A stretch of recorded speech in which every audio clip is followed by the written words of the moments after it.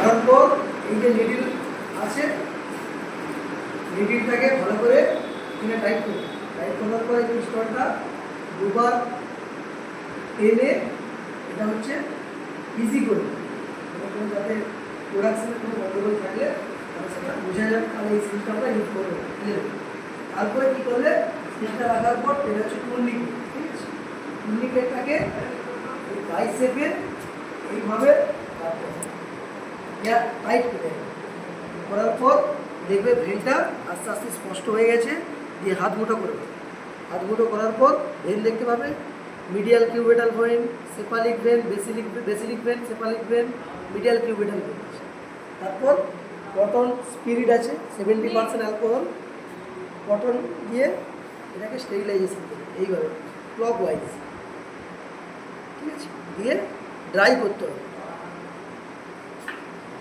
এই কটনটা আমি রাখলাম, ড্রাই করার পর থেকে খুলে নিডিলের কাটিং পয়েন্টটা উপর দিকে করে এইভাবে ইউজ করতে হবে। দিয়ে এখানটা ব্লাড এলে তারপর এই আঙুলটা দিয়ে আস্তে করে দেখে ব্লাড চলে এসছে। দিয়ে মোটাটা ছাড়ো, দিয়ে টুর্নিকেটটা খুলে দিলাম। দেওয়ার পর সিরিজটা আস্তে করে দেবো, দিয়ে হাতটা ভাঁজ করে 2 মিনিট রেস্ট নাও, তারপরে